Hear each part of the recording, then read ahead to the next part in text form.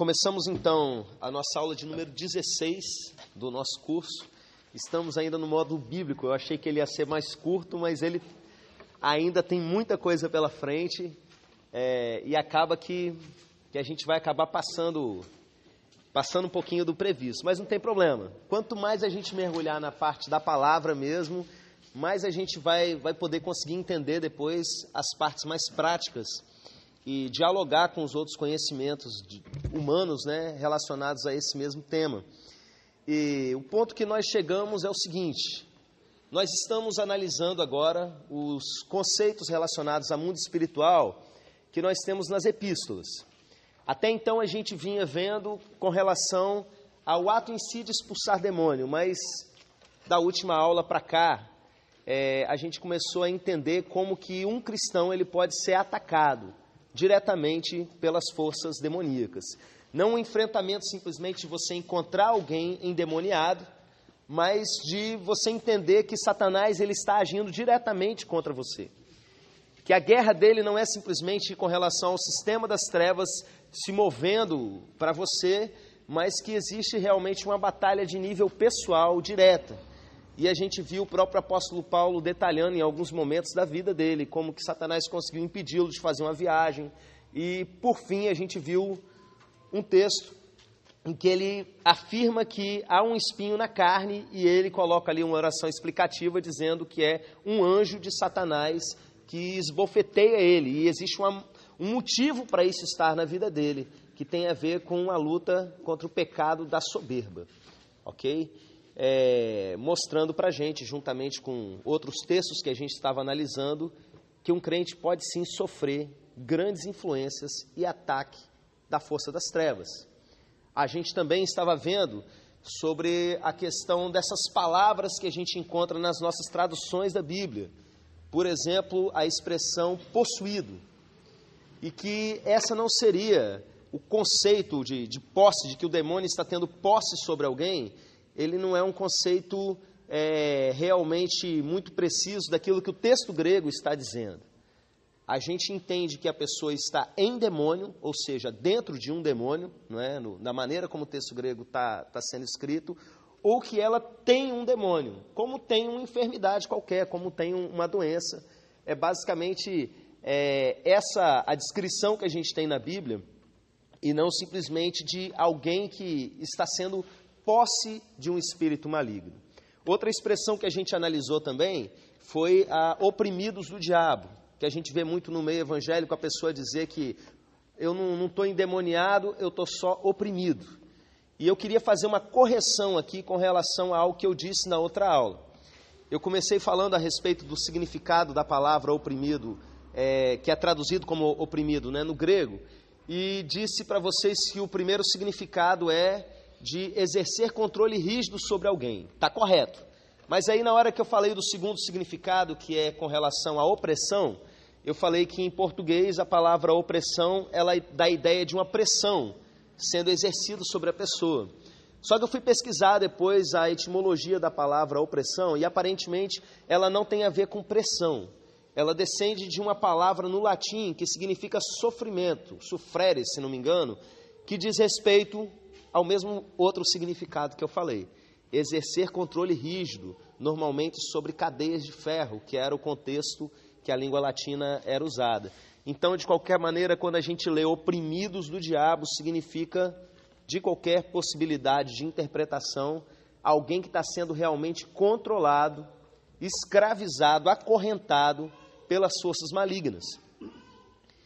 Então, gente, se até agora a gente viu coisas que Satanás ele tem realmente liberdade para agir na vida daqueles que vão se entregando a ele, independente de qual nível seja, independente do nível de entrega que se faça do pecado, até chegar, primeiro tocando no corpo, até chegar ao ponto de começar a tocar na mente da pessoa, deixar ela confusa e coisas desse tipo. Hoje a gente vai aprender, ou vai começar a entrar nesse assunto do contra-ataque. Como eu disse, não simplesmente você repreender alguém que está sobre controle ou influência demoníaca, mas você saber se defender com relação ao ataque que é feito a você. A gente vai aprofundar numa aula mais para frente sobre a chamada cultura demoníaca e o demônio na cultura, é o tema de uma das aulas que a gente tem para frente, onde a gente vai estudar como que o folclore, principalmente de séries de televisão e de cinema, tratam com relação a ataques demoníacos. E eu tenho visto os jovens aprendendo coisas bizarras a respeito disso, tipo, se um demônio vier contra você, use sal grosso, não é? Aquela série Supernatural, os alunos meus sempre falam muito bem e tal, você tem que assistir, professor, olha aquilo, pô, eu estou acostumado a expulsar demônio direto na vida real, eu chego lá, os caras pegando sal para jogar no demônio, né? Eu não tive muita paciência para ver. Mas não é só com relação à questão de televisão. A gente vê pessoas aprendendo a lidar de diversas formas estranhas. Eu peguei um livro da maçonaria uma vez, e em um determinado ponto do livro, ele começava a ensinar, o autor do livro começava a ensinar algumas coisas sobre o mundo espiritual, e chegava a dizer para a pessoa ficar mais forte contra esses espíritos obsessores, que é a linguagem que ele usava, colocar vinagre no reto. Como assim, não é? O que realmente a Bíblia ela tem para nos ensinar a respeito disso? Foi essa a minha reação, irmão Heriberto. Eu comecei a rir dos caras, né? Tentando imaginar, o cara está sendo perseguido pelo diabo e vem um demônio desse e ensina uma coisa pior ainda, assim, para oprimir mais ainda o sujeito, né? Então, existem muitas crendices com relação a isso, e essas coisas vão entrando no meio evangélico. Eu exemplifiquei para vocês quando a gente teve aquela aula sobre o método de Jesus de expulsar demônio, que ele expulsava, a Bíblia fala, meramente pela palavra. Eu expliquei para vocês de gente que pegava crucifixo e colocava na pessoa, pegava uma Bíblia impressa assim e cutucava a barriga do endemoniado, e ele adora esse tipo de show, né? Fazia caras e tal, não, e tal. Nada disso é bíblico. E a gente vai entender como é que você vai conseguir se fortalecer. Esquece o vinagre, pelo amor de Deus, tá? E o primeiro texto que nós vamos ler é um texto que o pastor Osias já citou hoje pela manhã, na meditação dele, que é Tiago 4:7. Não vai falar de arruda, não vai mandar benzer, para tirar o encosto ou coisa desse tipo.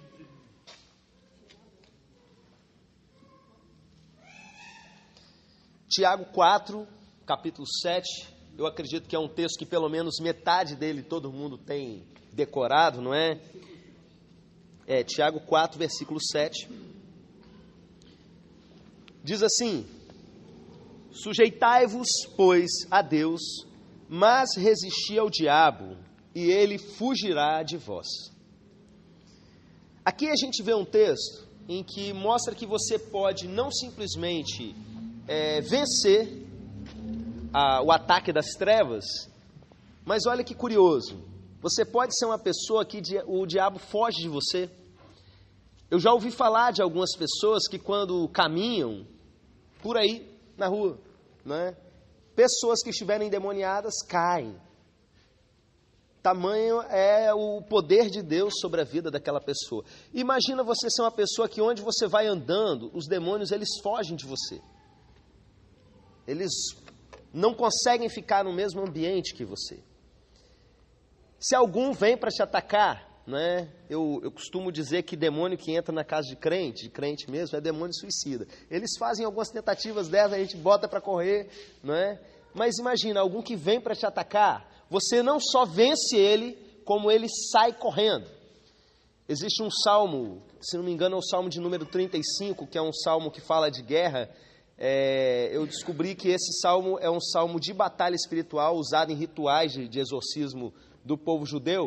Ele tem um versículo, se não me engano, 6, que fala assim, que o anjo do Senhor os persiga. É tipo assim, você expulsou, né, e o bicho sai em retirada mesmo. E o que nós temos aqui para que você seja uma pessoa que realmente faz com que os demônios corram de você? Porque tem crente que ele corre do demônio, né? Eu me lembro de umas meninas aqui na igreja há um tempo atrás que elas repreendiam o demônio para um lado e corriam para o outro, né? Tipo assim, um correndo para cada lado, não é essa a ideia, né? Resistir ao diabo. Você sabe o que isso quer dizer? Liberdade. Desde o primeiro texto que nós estudamos lá no livro de Gênesis, nós percebemos que existe uma coisa chamada liberdade nas suas mãos. Satanás não pode forçar você a fazer absolutamente nada. Ele apresenta as coisas para você, como ele fez com Jesus ali no deserto, texto que o pastor Osias citou também na mensagem. Ele pode apresentar isso para você, mas você tem liberdade de escolher. Em cada uma das coisas, gente. Paulo vai ensinar que não existe tentação que não esteja do nível humano, que não esteja em nível que você não possa suportar. Toda tentação que vem com você está dentro do seu limite, porque Deus é justo. Esse é o ensino que a Bíblia tem. Então essa conversa fiada de que eu já cheguei no meu limite, pastor, eu não aguento mais isso não, isso é frescura de crente. É a pessoa querendo se entregar deliberadamente para Satanás, porque Deus sabe que você pode ir mais do que isso, independente do nível de tentação que você esteja sofrendo. Eu explodi, eu estava com o meu pavio curto e explodi. A Bíblia diz, irai-vos e não pequeis. A gente estudou esse texto na outra aula, quando a gente falou sobre o lugar ao diabo que pode ser dito e o significado dessa palavra locus. Foi uma escolha sua explodir, ok? Se você crê na palavra de Deus, está dentro realmente do seu limite. Não existe tentação maior do que aquela que você pode suportar. E aí, meu irmão, resistir ao diabo. O diabo vem e apresenta uma coisa para você. Você vai lá e fala, legal, mas não vou fazer não. O que ele vai poder fazer com você? Pegar a sua mão, você vai fazer assim? Não. Às vezes eu costumo brincar dizendo, o diabo nessas horas senta e chora. Não pode te obrigar. Só que ele não vai sentar e chorar, ele vai fugir de você. Mas existe uma outra parte do versículo, que normalmente ela costuma ser ignorada. A gente memoriza muito essa, resistir ao diabo. Mas na verdade são duas coisas que fazem com que o diabo ele fuja de você. Sujeitai-vos, pois, a Deus. O pastor Osias mencionou isso na pregação também. Então você pode estar correndo atrás de uma vida de santidade realmente.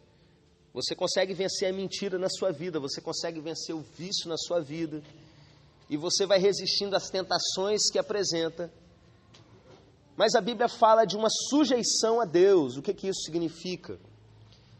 Jesus ensinou que, mesmo que você tenha feito tudo o que você tinha ali para fazer, você deve dizer, eu sou um servo inútil, eu só fiz aquilo que me foi mandado.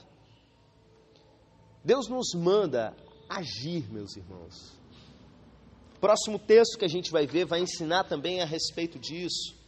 A vida cristã não é uma vida de monastério, em que você se afasta do pecado do mundo para ficar escondido, resguardado. A vida cristã é uma vida de atitude. Uma fé sem obras, ela é morta. É uma farsa que você vive. Uma fé sem ação não é aquilo que o Novo Testamento ensina. A gente não tem que estar simplesmente aprendendo a ser santo sem se sujeitar às coisas que Deus nos manda fazer. Para dar um exemplo mais óbvio para vocês, ide por todo mundo, pregai o evangelho a toda criatura. O simples fato de você não ser obediente à grande comissão do Senhor já é um motivo para que Satanás não esteja fugindo de você. Precisa ser mais do que isso, precisa ter uma sujeição completa a Deus. E chegamos ao texto mais clássico de toda a Bíblia, no que diz respeito à batalha espiritual. Depois de 15 aulas para trás, chegamos a Efésios 6. Abra aí em Efésios 6,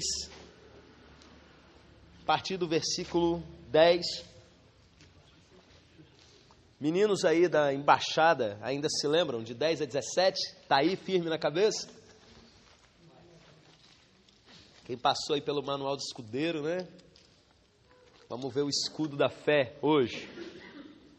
Vocês decoravam até o versículo 17, mas eu estendi um pouquinho mais a minha segmentação aí da perícope, no seguinte sentido. Quando ele termina de falar da armadura de Deus, ele vai continuar falando algumas coisas que ainda fazem parte do combate que a gente não pode ignorar.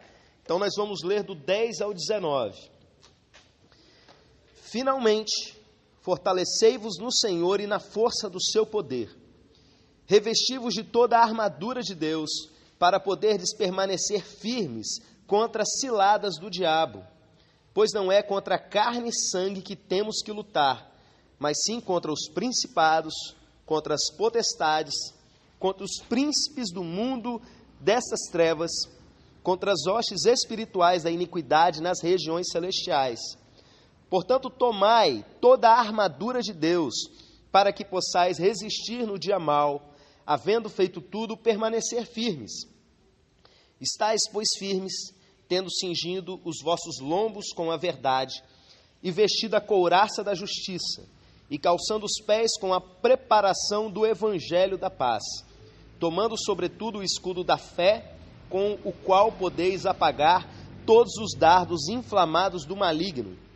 Tomai também o capacete da salvação e a espada do Espírito, que é a palavra de Deus, com toda a oração e súplica, orando em todo o tempo no Espírito e, para o mesmo fim, vigiando com toda a perseverança e súplica por todos os santos e por mim, para que me seja dada a palavra, no abrir da minha boca, para com intrepidez fazer conhecido o mistério do Evangelho, pelo qual sou embaixador em cadeias, para que nele eu tenha coragem para falar como devo falar. Amém. Bom, o texto começa dizendo que a força que a gente precisa está em Deus, como diz lá, se não me engano, no Salmo 105, né? Buscai continuamente o Senhor e a sua força. A gente vê aqui que a gente deve fortalecer-se no Senhor e na força do seu poder.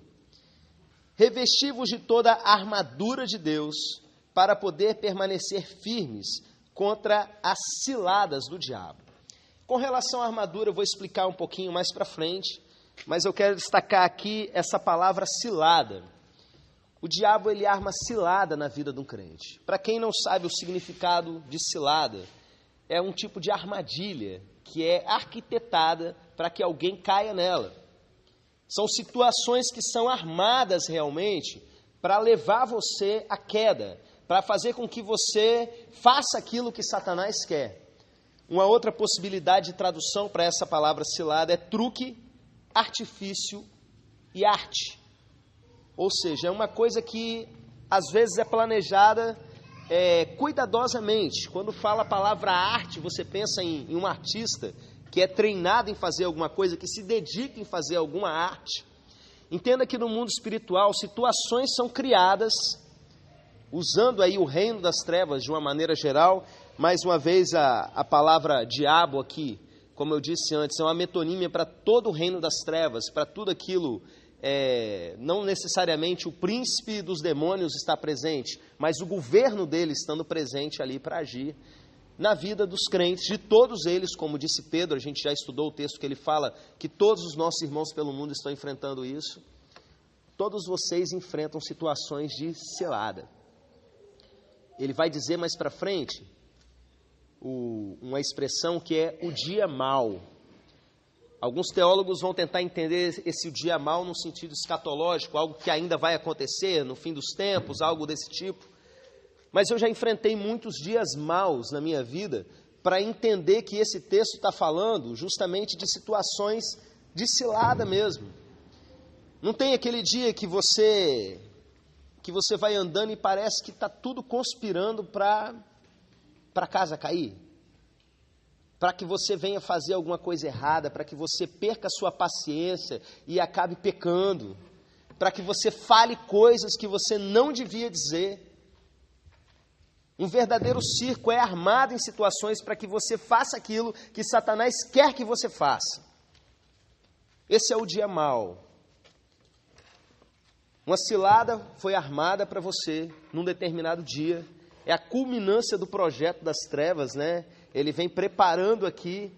Um demônio faz uma coisa aqui, outro induz outra pessoa aqui, provoca você numa tentação aqui, a coisa vai culminando para um momento em que agora esse crente vai aprontar. Agora está no ponto certo. Existe um dia mau armado para que você venha realmente cair naquela situação. E aí ele diz o seguinte: não é contra carne e sangue que temos que lutar, mas sim, e começa a falar de uma série de coisas, né, de principados, potestades, que a gente já estudou um pouquinho, eu vou retomar isso nesse momento, mas eu quero destacar aqui um ponto que diz onde eles vivem, nas regiões celestes. O texto ele começa dizendo que não é contra carne e sangue. O que ele quer dizer com isso? É o contraponto de regiões celestes, é a antítese disso. Não é contra carne e sangue, significa que você não tem que guerrear contra aquilo que é corpóreo. Carne e sangue é um símbolo para explicar para você uma metonímia também da parte pelo todo, que explica que, na verdade, a sua guerra não é contra seres feitos de carne e sangue, contra seres humanos, mas sim contra seres espirituais.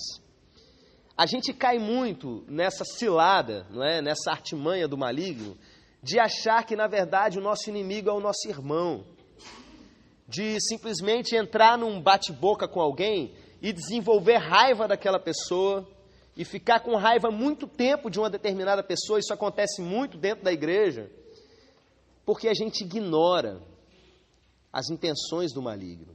Paulo fala que a gente não deve ignorar as suas intenções. O texto está falando que não é contra o seu irmão que você deve lutar. A sua guerra não é contra o seu irmão. Existem criaturas conspirando ali que você não está vendo, agindo, muitas vezes pode não estar agindo naquele momento, mas na provocação para aquele momento ao longo da vida de vocês dois, para que vocês entrem em conflito. E no caso de pessoas que ainda não pertencem a Cristo, a gente já estudou aí ao longo do livro de Atos e outros textos também, como elas ainda pertencem a Satanás. Como a gente viu lá que uma cidade quase toda foi mobilizada para defender Diana dos Efésios. Como a gente viu aí vários textos explicando que essas pessoas ainda estão sob o domínio de Satanás. Então entenda, mesmo existindo a liberdade da pessoa, existe ali uma influência grande e a gente não pode ignorar que a nossa luta não é contra os seres humanos. Satanás está tentando levar essas pessoas para o inferno e nós estamos lutando por elas para levar para o céu, para fazê-las entender o Evangelho de Deus.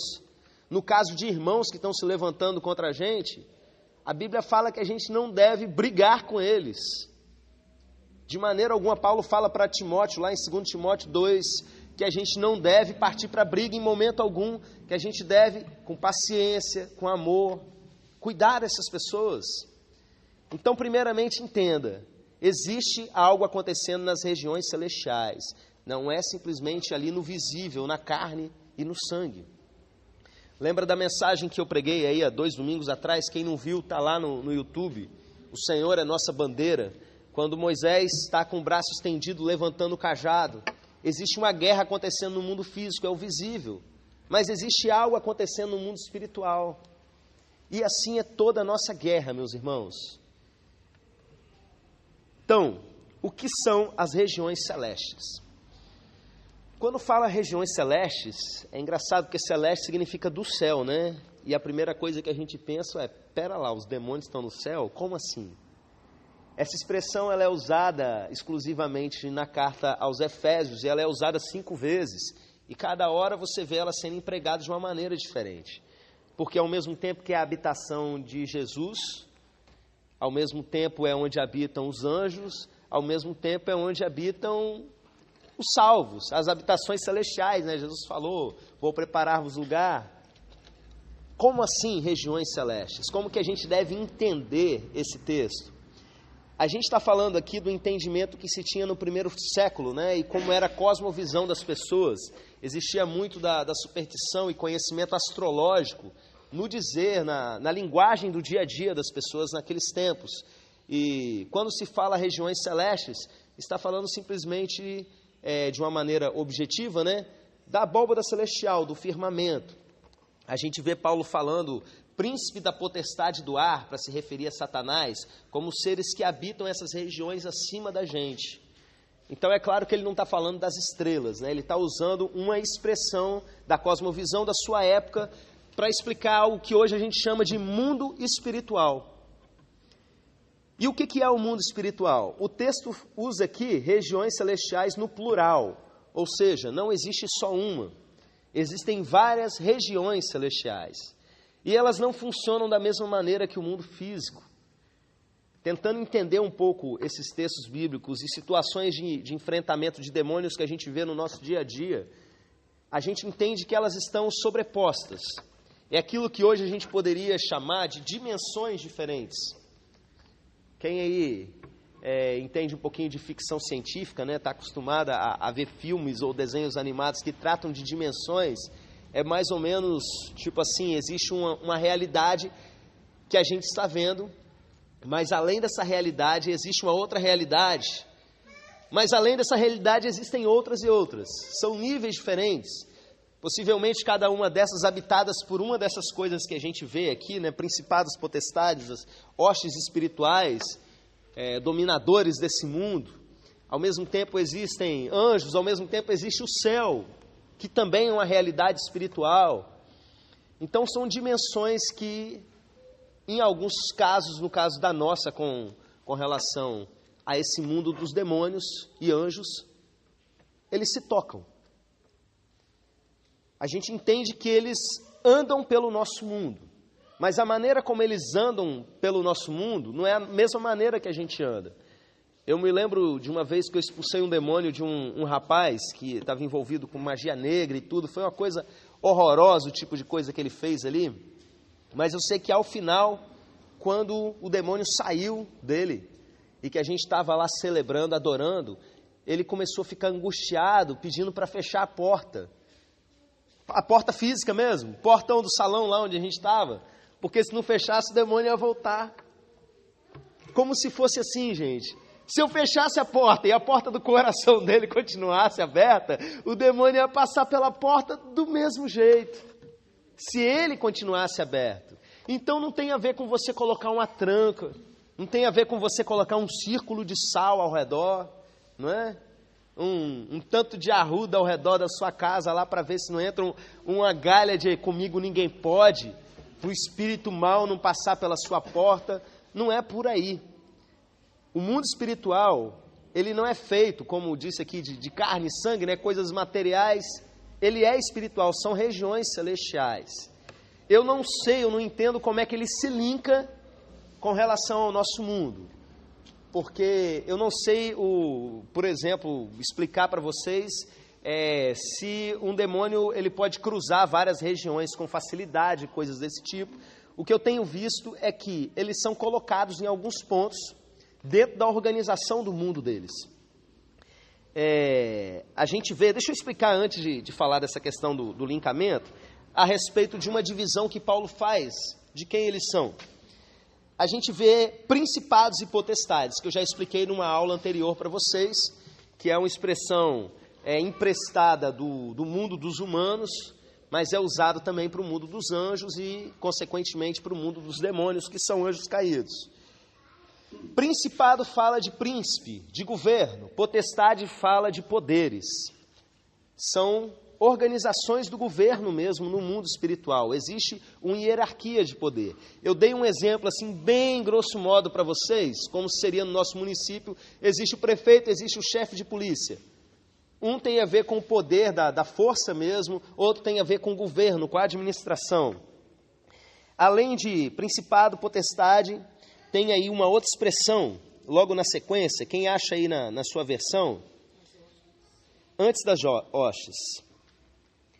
Os príncipes do mundo dessas trevas, fala na minha versão. Alguma versão fala diferente? Príncipe das trevas. A palavra no grego é cosmocrato, que literalmente seria governantes do mundo. E aí, quando surge uma palavra dessas que a gente não usa muito nos dias de hoje, não é? O que os tradutores ou intérpretes da Bíblia eles vão fazendo? Eles vão procurar na literatura grega, de uma maneira geral, em que circunstâncias essa palavra foi usada, para entender o que as pessoas que estavam convivendo no mundo grego entendiam quando se usava cosmocrator. Cosmo, você entende que é mundo, e krator de cracia, de democracia, né? Tem a ver com governo. Então, literalmente, seria governante do mundo. Poderes e autoridades, né? Acaba sendo meio redundante com potestade, mas no fim das contas é redundante mesmo. Em que circunstâncias essa expressão governante do mundo era usada? Para uma categoria de deuses chamado deuses salvadores, como Zeus, como Mitra, como Ísis, do Egito, não é? E deuses solares, que eram deuses relacionados ao Sol como uma entidade espiritual. Muitas culturas da antiguidade adoravam o Sol, não é? Colocando outros nomes e tal. Só que imperadores e governantes políticos também tinham esse nome. Então, quem era colocado para governar uma determinada região também era chamado de cosmocrator. E, de uma maneira geral, no mundo grego, essa expressão também é usada para espíritos malignos, de uma maneira geral. Um espírito mal intencionado também era chamado de governante do mundo pelas pessoas ali naquele contexto. E a próxima expressão vem, em algumas traduções, sendo chamada de hostes espirituais da iniquidade. Eu fui procurar saber o que seriam essas hostes espirituais e tem a ver com coisas ou seres espirituais. Não tem muito detalhe não, tá? É tipo assim, um treco espiritual aí. É algo que não está exatamente numa posição de governo. É só uma coisa espiritual. O governo espiritual, a gente vê aí uma outra expressão colada nele, que é do mundo destas trevas, ou algumas versões mais antigas vão chamar deste mundo tenebroso. O que é isso? O mundo ele está debaixo da escuridão do maligno. A gente já viu a respeito do domínio de Satanás sobre o mundo. O texto que João fala, o mundo jaz no maligno. E todos aqueles textos do Antigo Testamento e do Novo também que vão falar sobre espíritos territoriais. Como que os demônios eles vêm comandando territórios específicos dentro do mundo. Lembrando aí aquilo que eu falei desses pontos de comunicação, né, de mundo espiritual com o mundo físico, como que eles comunicam nessas questões. E ao mesmo tempo existe aí essas coisas que não são exatamente comandantes no mundo espiritual, são as coisas espirituais, os seres espirituais, não é, da iniquidade. E o que isso significaria? Isso tudo significa para a gente que existe uma hierarquia no reino das trevas. Jesus disse, esta casta de demônios só se expulsa com jejum e oração, exemplificando para a gente exatamente isso, que existem níveis diferentes de demônios. Existem aqueles que são governantes, que estão realmente ocupados de altas coisas e planejamentos na guerra que tem sido estabelecida, mas ao mesmo tempo existem aqueles soldados rasos, esses seres que eu disse na outra aula, que são extremamente infantilizados, que não tem toda aquela sapiência que se espera, não é? Existem demônios que a gente vê na Bíblia que eles nem falam, demônio surdo e mudo. Existem demônios que eles simplesmente não estão ali para causar uma grande coisa, um grande transtorno na mente da pessoa, ou levá-la a fazer certas coisas, mas simplesmente para deixar uma mulher corcunda. Ele está ali plantado só para isso. A gente percebe, por exemplo, que ao longo de muitos textos que a gente já leu até agora, que existem demônios divididos em categorias específicas, com as funções deles. A gente viu espírito de medo sendo citado na Bíblia, a gente viu espírito de enfermidade sendo citado na Bíblia. Vamos lembrar aí de que mais que a gente viu? Eu cheguei a anotar aqui, espírito de mentira, a gente viu sendo citado, não é? Então, espírito de adivinhação lá em Atos, a gente estudou também. Então, o que é isso? Existem criaturas que elas vão se tornando específicas em alguma coisa. Se você parar para pensar que eles estão aqui convivendo com o ser humano basicamente desde que o ser humano foi criado, que ele conhece a natureza e as inclinações e as fragilidades do ser humano, é natural a gente pensar que alguns deles vão assumindo especificações, não é? A gente vê, tipo, alguma coisa acontecendo com relação aos anjos, assim também, tipo, anjo que é mais usado em combate, anjo que a gente vê na Bíblia sempre associado a mandar uma mensagem, como Gabriel. Se já existia um tipo de hierarquia desse tipo no mundo dos anjos, se a Bíblia já fala em principados e potestades no sentido de anjos também, no reino dos demônios não seria diferente. Existe já essa cultura, né, no mundo espiritual. E eles serem colocados para funções específicas, tipo ficar lá nas costas de uma mulher por décadas e décadas só para isso, só para atazanar a vida de alguém. Para e pensa. Eu me lembro agora de situações que a gente viveu no nosso encontro. Para quem estiver ouvindo essa aula depois, deixa eu ver se a gravação está funcionando aqui ainda. Tá, amém. Para quem estiver ouvindo depois, a nossa igreja faz um evento chamado Encontro com Deus, e esse encontro, uma grande parte desse encontro, ele está voltado para uma parte que é arrependimento. A pessoa vai sendo levada à metanoia, à mudança de mentalidade com relação a pecados, a coisas que ela acha natural na vida dela. E aí o que acontece com isso? O lugar que era dado para o diabo na vida dela, independente do nível de situação, vai sendo quebrado. E nesse tipo de coisa a gente entra numa briga feia mesmo, de gente, tipo no início, na preparação do encontro, levantar endemoniado no meio de uma conversa e sair correndo. O diabo começa a ficar desesperado que ele está perdendo espaço na vida de pessoas. Inclusive no último aconteceu isso aqui. Eu disse que já tinha acontecido em um, né?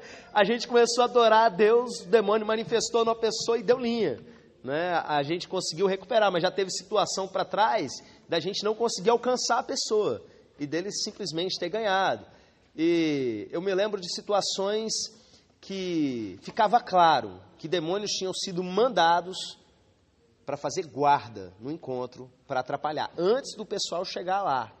Eu me lembro de um momento em que os irmãos começaram a orar e começaram a ouvir, vários irmãos começaram a ouvir um zum, zum, zum, os demônios conversando. Deus foi abrindo o ouvido da igreja para o pessoal saber o que estava acontecendo no mundo espiritual. E aí o meu sogro, nesse momento, chegou a visualizar uma figura na forma de um cachorro bem grande, andando sobre duas patas, igual um lobisomem, assim, no território ali do encontro. E por que eu estou contando isso? Para falar o que aconteceu no último especificamente. Mais de um irmão falaram que, ao passar pela entrada dos alojamentos, sentiu uma coisa ruim. E a gente tem treinado justamente esse discernimento espiritual. A gente vai estudar ainda a respeito disso, né? O dom de discernimento de espíritos. E eu fui lá orar e eu levei o óleo naquele momento, consagrando ali aquele local, e a gente discerniu mesmo isso, que tinha um demônio de guarda ali naquele lugar, justamente na entrada. Fico pensando, né, como é que essas coisas funcionam. Será que ele está só ali? Ou o tipo, será que é um lugar que está linkado no mundo espiritual por alguma razão? Mas ele foi determinado. A gente já viu que o reino de Satanás, ele não se volta contra ele mesmo. Ele é extremamente organizado em suas partes, né? Então, ao mesmo tempo existe a questão da territorialidade, governos organizados ao longo do mundo inteiro, debaixo de autoridades demoníacas, não é? E funciona justamente aí dessa maneira. Hostes espirituais da iniquidade nas regiões celestiais. Portanto, tomai toda a armadura de Deus. Como é que a gente vai fazer para enfrentar nessas situações? O ataque está vindo contra a gente. A primeira coisa que eu quero destacar para vocês é o tomai. Porque não é uma coisa que você tem que comprar. Não é uma coisa que você tem que adquirir. A expressão tomai diz respeito a você erguer algo para si. É algo que está aqui como eu tomo essa taça de água. Ela já é minha, ela já está aqui. Mas é uma coisa que eu preciso tomar. Mesmo ela sendo minha, mesmo estando cheio de água fresca, não vai me servir de nada enquanto ela estiver ali e eu cá. Paulo fala que é algo que eu preciso tomar. Tomar no sentido de beber não, tá, gente? De pegar. É que eu aproveitei para beber. Mas você tem uma armadura, você que de fato é discípulo de Jesus. Você tem uma armadura à sua disposição que não necessariamente está em uso. E que armadura é essa? Eu acredito que Paulo tomou essa expressão, né, de um texto mais antigo que ele, de séculos aí para trás, Isaías 59, 15 a 17, que a gente lê assim: não se acha verdade em parte alguma, e quem evita o mal é vítima de saque. Olhou o Senhor e indignou-se com a falta de justiça. Ele viu que não havia ninguém, admirou-se porque ninguém intercedeu. Então o seu braço lhe trouxe livramento e a sua justiça deu-lhe apoio. Usou a justiça como couraça, pôs na cabeça o capacete da salvação, vestiu-se de vingança e envolveu-se no selo como uma capa. O profeta Isaías, ele vai falar da atitude que Deus decidiu tomar contra a iniquidade que ele estava vendo, usando uma figura poética de uma armadura, de uma preparação para a guerra, para dizer que Deus realmente se preparou para essa batalha. E os elementos que Isaías usa batem com esses que Paulo está falando. É curioso que a armadura de Deus é simplesmente a armadura que Deus usa, não é simplesmente a armadura que Deus deu para a gente. Ele deu para a gente sim, mas o genitivo aqui do texto, fala que é de Deus, que é uma armadura que o próprio Deus usa e que Ele libera para a gente usar também. E que armadura é essa? Vamos ver aí.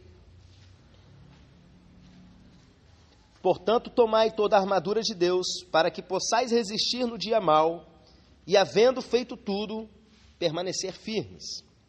Estai, pois, firmes. Primeiramente, aí a gente vê a palavra firme sendo repetido várias vezes no texto. A gente começou vendo, revestivos de toda a armadura de Deus para poder permanecer firmes. E aí depois aqui no 13, havendo feito tudo, permanecer firmes. E continua o 14 dizendo, estais, pois, firmes. Então a primeira coisa que você precisa ter quando você está com a armadura é você ter firmeza. Antes mesmo de detalhar a questão de parte por parte da sua armadura, o que se espera de um crente que vence Satanás é firmeza. O que significa firmeza, meu irmão? É só você pensar no contrário dela. O que eu conheço de gente que não tem firmeza nenhuma, que é um crente que depende simplesmente do ambiente onde está. Se está no meio de não crente, ele não é crente. Se está dentro da igreja, ele é um santo. É o que alguns chamam de crente golfinho, Uma hora está lá nas profundezas, outra hora está lá em cima. Baixou de novo, está lá embaixo, está lá em cima. Não tem firmeza nenhuma. Como é que um soldado ele vai vestir uma armadura pesada? Porque essas armaduras hoje já deixam uma pessoa mais pesada. Imagina uma armadura de ferro do início da era cristã, do Império Romano, que é a referência aí que o público-alvo de Paulo tinha em mente. Uma pessoa com o joelho bambeando, vestindo uma armadura dessa, não vai conseguir ficar de pé. Então entenda que você precisa estar firme, como Jesus ensinou, da casa firmada sobre a rocha, que é aquele que coloca em prática aquelas coisas que se ouve. Uma pessoa que tem um entendimento da palavra e não segue aquilo que diz crer, ela não tem firmeza nenhuma, ela é um alvo fácil para Satanás. Ela está ali simplesmente para ser saco de pancada das trevas e para apanhar. E firmeza é uma questão de decisão sua. Estais, pois, firmes, tendo cingindo os vossos lombos com a verdade.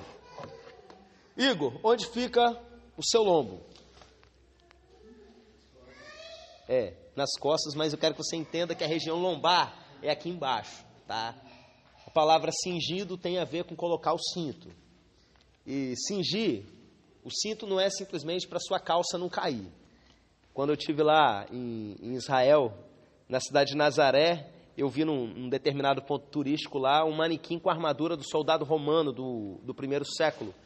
E o que cingia os lombos dele, era um tipo de cinturão. Ele tinha um cinto embaixo mesmo para prender tipo uma saia lá que ele vestia.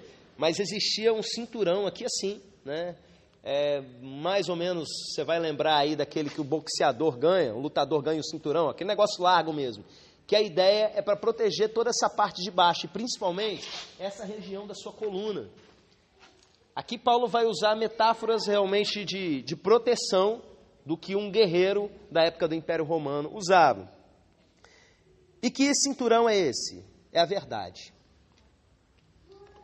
Um crente protegido é um crente que ele não abre a boca dele para falar a mentira. Existem várias implicações dessa questão da verdade. Você pode entender que Jesus é a verdade, e que o Evangelho de Jesus é a verdade. Mas eu acredito, meus irmãos, que em questão de batalha espiritual, o que vai pegar mesmo é com relação àquilo que sai da sua boca. É a verdade que você profere, é o contrário da mentira. Porque a gente aprendeu em Jesus que o que contamina o homem é o que sai da boca. Lembra disso? E que Satanás, ele é o pai da mentira. Enquanto Jesus é a verdade, Satanás, ele é o pai da mentira. E que a língua do inferno é um mentirês. Meus irmãos, tem muito crente sendo vulnerável a Satanás. E não entendendo por que Satanás está tendo tanta vantagem dentro da sua casa. Mas é porque ele convive com tranquilidade com a mentira. Ele acha que ele pode viver com a mentira. Eu tenho visto isso em crentes que vêm do mundo e gente criada dentro da igreja também. Porque aprende a viver de aparência e quando é confrontado, às vezes conta uma mentira com tanta veemência que passa a acreditar na própria mentira que conta. E aí a coisa fica muito pior, porque não consegue ter arrependimento. E fica preso num laço, debaixo de influência direta de Satanás, por conta de mentira que está contando. Aí tem aquelas situações tipo, no comércio eu posso contar uma mentira, porque é uma mentirinha comercial. Então na escola eu posso colar, porque quem não cola não sai da escola. E coisas desse tipo vão entrando para o dia a dia. E o pastor não pode nem sonhar em saber que isso aqui está acontecendo e coisas dessa natureza. Preocupado com a aparência, preocupado em se dar bem em situações. E na verdade Satanás está tendo espaço dentro da vida dessa pessoa. O cinturão da verdade protege você nessas situações de ataque. Não dá bobeira, discípulo de Jesus. Aí a gente continua vendo aí. Vestindo a couraça da justiça. Couraça é aquela placa que se coloca aqui no peitoral. Existiam 2 tipos de couraça. Na verdade, vários tipos, né? Mas a gente vê aí nos filmes aquela malha tipo escama de peixe, não é? Que era um pouco mais frágil, mas era mais leve, dava mais mobilidade para a pessoa. Mas os soldados romanos, eles costumavam usar principalmente aquela que é uma placa única de metal, que às vezes vai acompanhando até o formato da musculatura. A gente vê muito isso em filme épico. A couraça é uma das partes mais importantes da armadura, porque ela protege os órgãos vitais da pessoa. Digamos que ela esteja sem o cinturão, de repente uma flecha até pode passar aqui e ela ainda consegue sobreviver, mas a região do coração, dos pulmões, não é? Já é uma coisa essencialmente que deve ser protegida. E que couraça é essa? A couraça da justiça.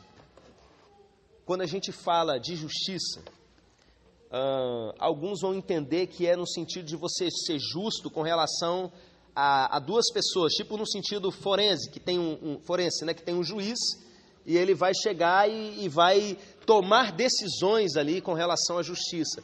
Mas é muito mais do que isso, meus irmãos. Ter uma vida de justiça significa uma vida de retidão conforme a justiça de Deus. Tem a ver com a sua santidade. Então, como a gente já viu lá no texto da aula passada, o simples fato da pessoa dar lugar à ira no coração dela e dormir com raiva. Não se põe o sol sobre a vossa ira e nem deis lugar ao diabo. O simples fato de você fazer essas coisas já dá um lugar para Satanás na sua vida. Se você não toma essa armadura, que é uma vida de justiça, uma vida de retidão, conforme aquilo que Jesus nos ensina, buscando o reino de Deus e a sua justiça. E eu diria, inclusive, justiça social. Você vê alguém sofrendo ali, enquanto muita gente está lá enriquecendo às custas de outros, e você vê alguém ali empobrecendo por conta dessas situações e você não fazer absolutamente nada. E você vê, por exemplo, uma pessoa passando fome e fecha os olhos para isso, faz de conta que não vê para não ter que fazer nada disso. Peitoral aberto. Satanás, ele vai ter condições de agir em você sim. E de agir, meus irmãos, se as motos terminarem de passar,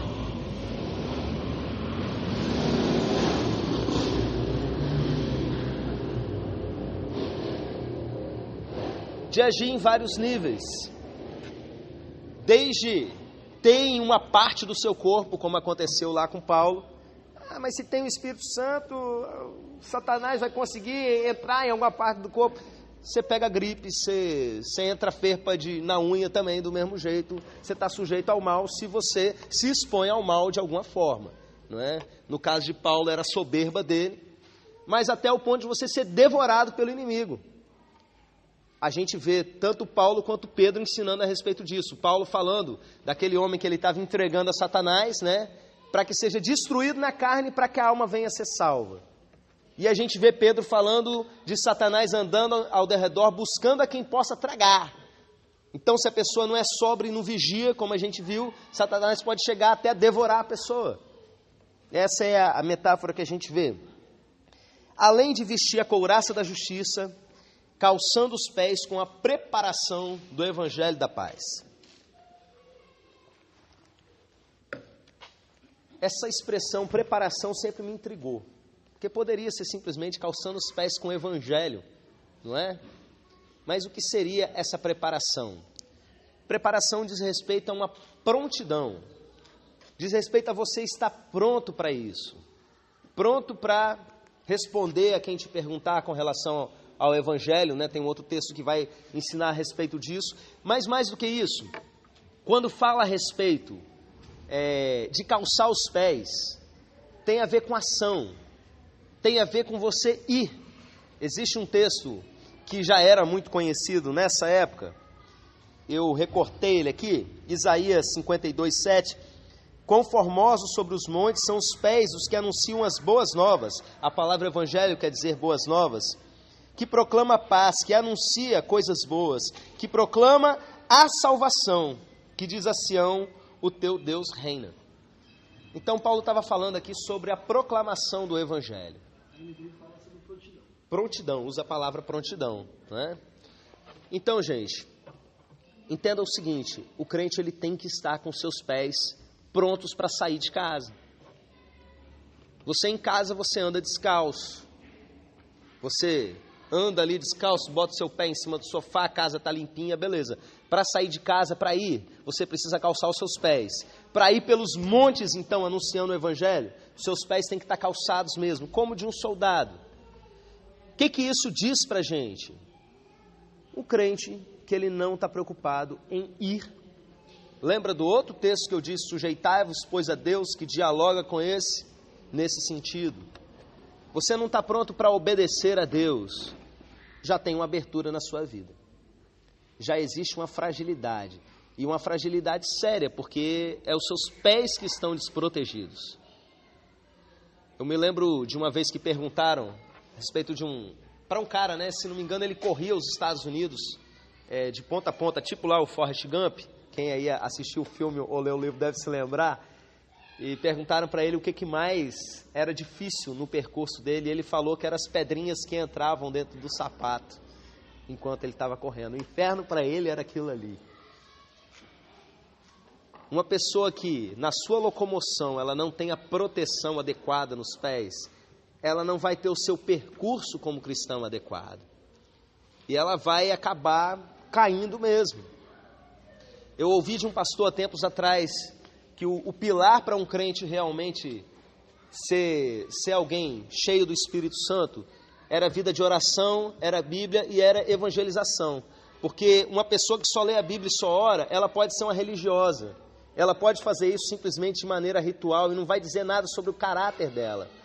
Mas uma pessoa que realmente se sacrifica por amor aos outros, que sai pelo mundo pregando para quem não merece, ajudando para gente que não merece, demonstrando o amor de Deus, na prática e em palavras, levando pessoas a nascer de novo, e pegando essas pessoas e transformando elas em discípulo de Jesus, vivendo para discipular outras pessoas.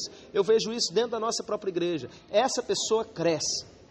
Quem não sabe o que é cuidar de alguém, o que é se preparar para pregar o Evangelho para alguém, como um líder de célula, por exemplo, faz,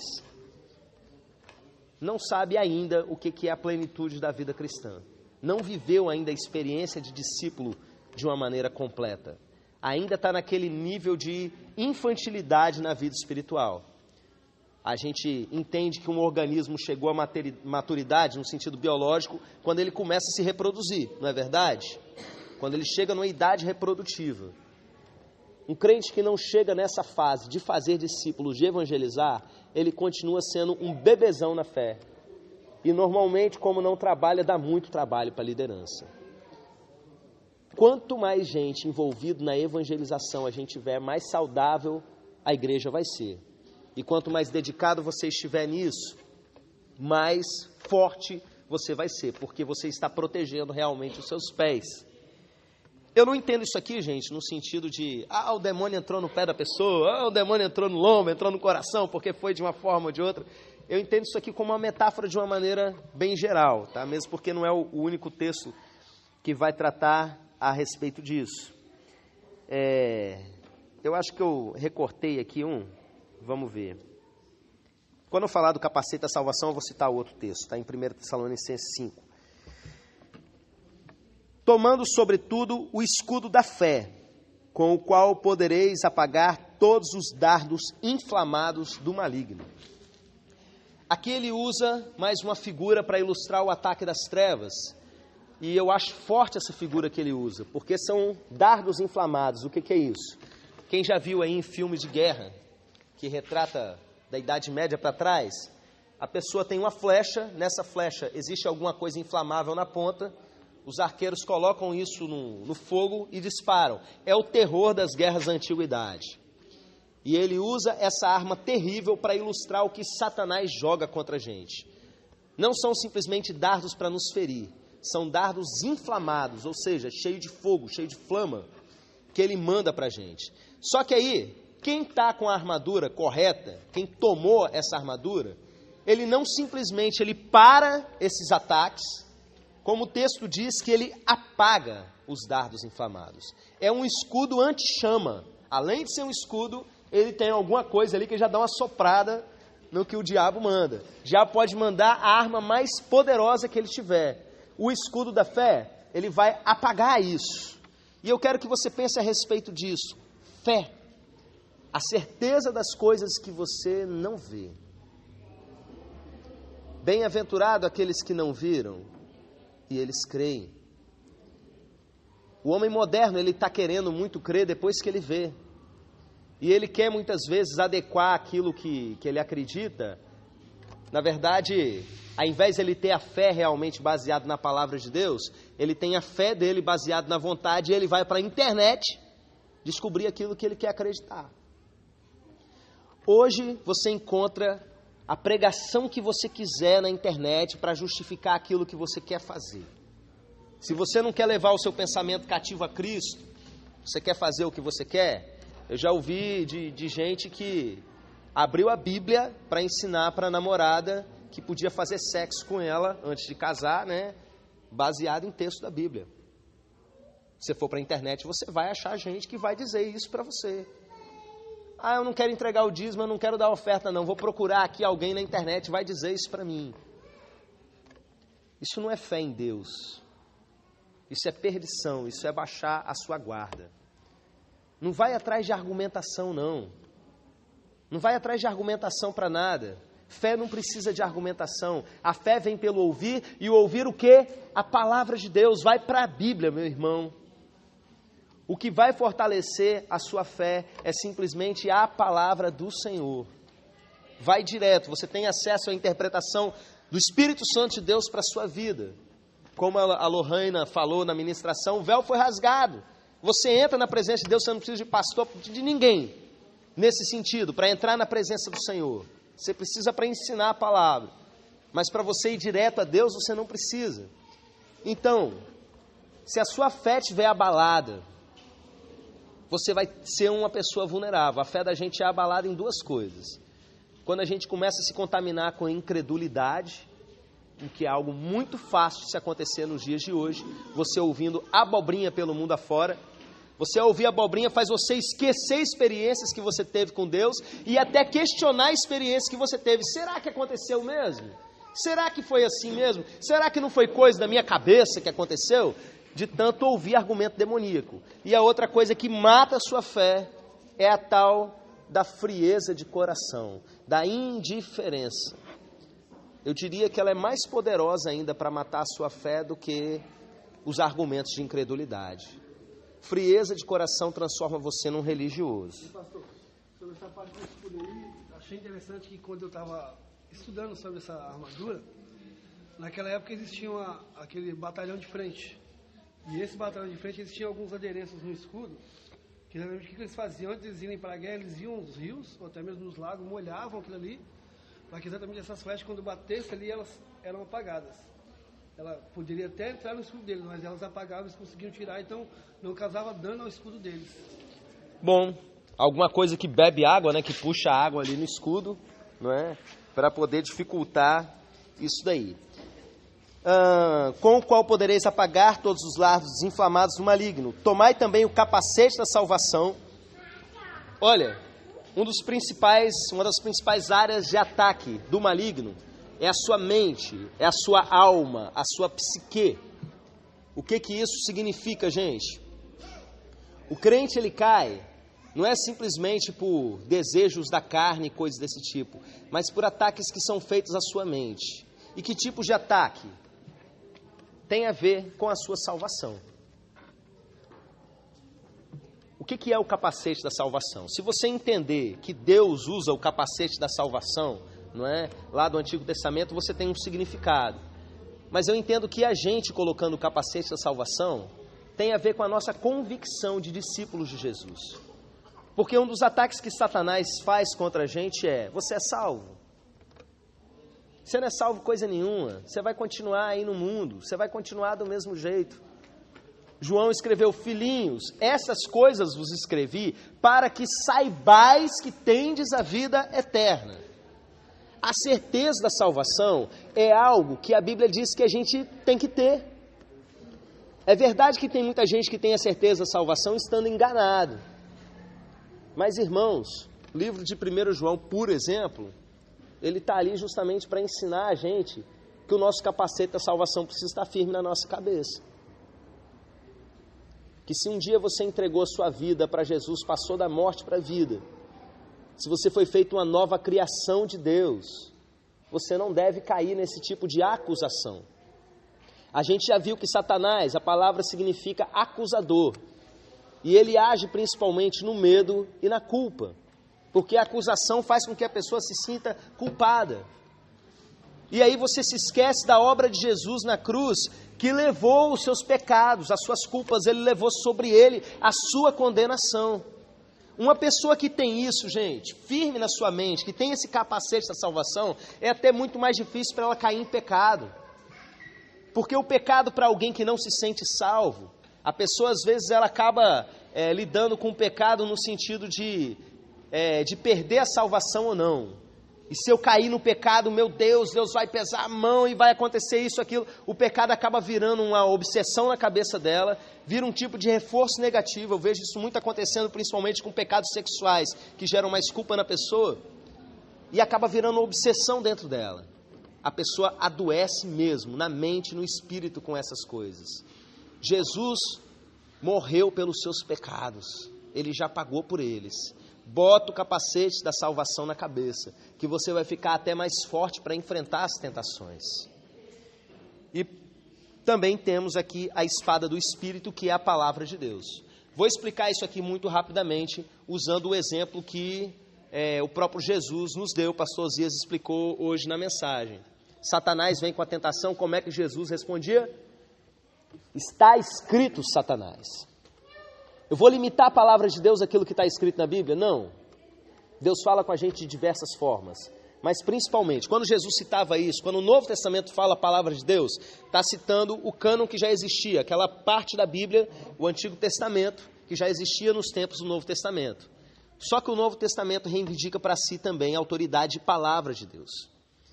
Existia ali naquele tempo o evangelho oral, a notícia da vinda de Jesus, que é palavra de Deus. O próprio apóstolo Pedro vai citar as cartas de Paulo, fazendo referência a elas como escrituras, falando realmente, colocando no mesmo pé do Antigo Testamento. Então, o que eu entendo com isso? Palavra de Deus, tudo isso que está registrado, a gente pode usar sempre que Satanás apresentar uma tentação para a gente. Se você tem essa firmeza na palavra, você pode se lembrar, está escrito, e fala a respeito disso. ok? E coisas que Deus fala para você também no seu dia a dia, de uma maneira geral, que você reconhece aí como sendo Deus agindo na sua vida. Irmãos, a parte da armadura acaba agora, mas o texto continua dizendo coisa importante sobre o combate. A gente vai finalizar com isso, que diz assim: com toda oração e súplica, orando em todo o tempo no Espírito, e para o mesmo fim, vigiando com toda perseverança e súplica por todos os santos e por mim. E aí ele vai falar que é o embaixador em cadeias, né? Ele estava preso no momento que ele escreveu isso. O que eu quero destacar com relação a isso, meus irmãos? Que além de toda essa vida, tomando sobre si a oração, a armadura, você precisa estar em oração. E que oração é essa? Oração no Espírito. O que significa a oração no Espírito, gente? Significa realmente dentro do Espírito. Para usar uma outra expressão que vocês conhecem, mergulhado no Espírito. Eu já expliquei para vocês que existe uma diferença entre a pessoa ter o Espírito e ela estar mergulhada no Espírito Santo. Você vê, por exemplo, Jesus virando para os discípulos dele e falando: recebei o Espírito, e soprando sobre eles.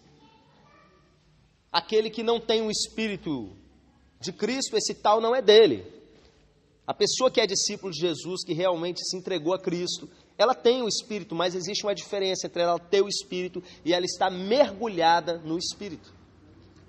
Eu prefiro usar a palavra mergulho no Espírito do que batismo no Espírito Santo, porque a palavra batismo, no sentido moderno que a gente usa, ela limita muito o entendimento das pessoas, porque eles entendem o batismo como um rito de iniciação, para a pessoa entrar em algum tipo de organização ou coisa desse tipo. A pessoa vai se batizar para entrar para a capoeira, a pessoa vai se batizar para entrar na igreja, mas se você usa o significado original da palavra batismo, que significa mergulho, você entende o que eu estou querendo dizer. Uma pessoa que está dentro do Espírito Santo, ela batiza no Espírito Santo todo dia, ela é uma pessoa realmente blindada contra a ação do maligno. Mergulhar no Espírito Santo não tem que ser só em momento de culto, não tem que ser só em retiro da igreja, tem que ser algo constante na sua vida. Para quando o dia mal chegar, você não cair, você precisa ser alguém que ora no Espírito. Aquela preposiçãozinha no grego que eu expliquei para vocês na outra aula, dentro do Espírito. E aí, a parte final é o seguinte: não é só por você. Como é que era a formação romana de guerra? Era um escudo colado no outro. Eles faziam um paredão, por um lado a lado e em cima. Cada soldado individualmente vinha, defendia uma parte de si e uma parte do colega que estava do lado. E a parte daqui que ficava vulnerável era o colega de cá que fechava, um dependendo do outro, um fechando o seu escudo com o outro. O que isso quer dizer para a gente, meus irmãos? Paulo está explicando aqui: ore, vigie com toda perseverança e súplica por todos os santos. Quando o Novo Testamento fala santo, eu gosto sempre de explicar, porque eu não sei quem vai ouvir essa gravação depois. Não está falando daquelas estátuas ou dessas pessoas que morreram e que uma parte do cristianismo fica fazendo orações para eles. Santo, quando o Novo Testamento fala de santo, está falando dos membros da igreja, está falando dos seus irmãos. Mesmo porque todos esses santos, a maioria deles, né, estava vivo ainda nessa época. As pessoas que convivem com você na igreja, os seus companheiros de batalha, que você tem que estar escudo lado a lado. Você não luta só por você, você luta pelos outros também. Porque se um membro cair, todo mundo vai sofrer. Quando um membro sofre, todo o corpo padece. Paulo explica em outro texto. Então não adianta você simplesmente ficar orando por si individualmente. Vinícius, você vai se fortalecer orando pelos seus irmãos. Quanto mais você vai orando pela sua igreja de uma maneira geral. E não só isso. Existe uma outra pessoa que você precisa orar. Quem é ela? Quem prestou atenção aí no texto? Oi? O texto não está falando disso. Você vai orar pelos demônios? Não, né? Pelo seu líder. E por mim, que sou embaixador em cadeias, Paulo fala. Ele está lá pregando o evangelho, ele precisa de coragem, de ousadia. Então, ao mesmo tempo, aquele que lidera você, ele também precisa estar coberto da sua oração. A gente trabalha em equipe, meus irmãos. A gente batalha dessa maneira.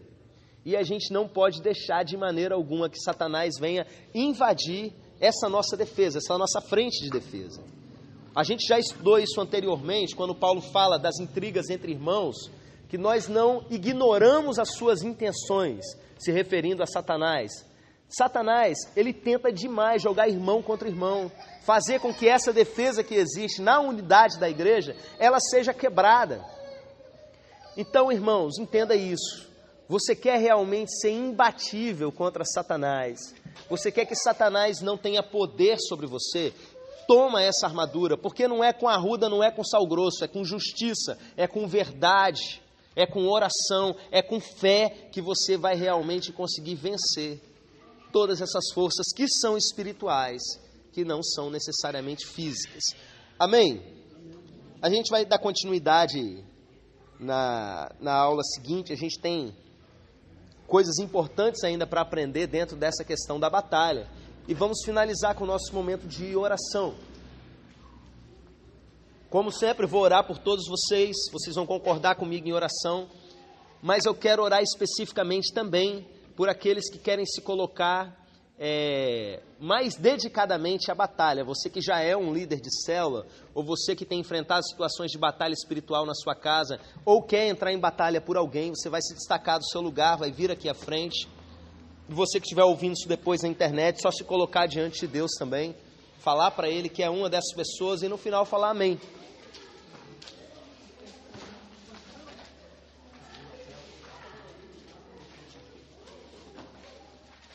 Amém, o grupo está crescendo do que vem aqui na frente. Mais gente querendo se botar em pancadaria mesmo no mundo espiritual.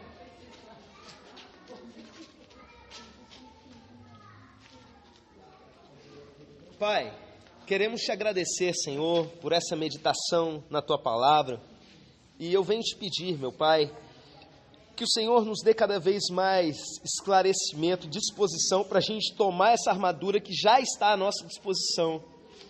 Para que a gente não seja simplesmente alguém que tenta fugir do demônio, mas que a gente seja aqueles que resistem a ele, com a armadura que o Senhor nos deu, estando pronto a atacar com a espada do Espírito. Nos ajude a colocar em prática todas essas coisas, meu Pai.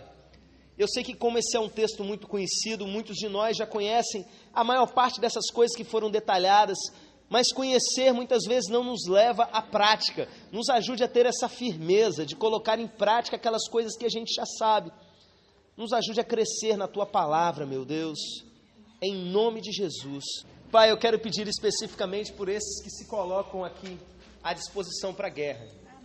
Protege eles, meu Pai, e enriquece cada um deles com discernimento espiritual, para que eles não venham cair no mal do materialismo, da racionalidade pura, mas que o Senhor dê a eles o discernimento espiritual e a força para enfrentar essas batalhas. Pai, em nome de Jesus, protege a cada um deles e protege a família deles, meu Pai. Não deixa que o maligno tenha vantagem no nosso meio. E de uma maneira especial eu quero pedir que o Senhor os guarde de serem lançados uns contra os outros. Que haja essa unidade que nós precisamos nesse exército, meu Deus. No nome de Jesus, amém.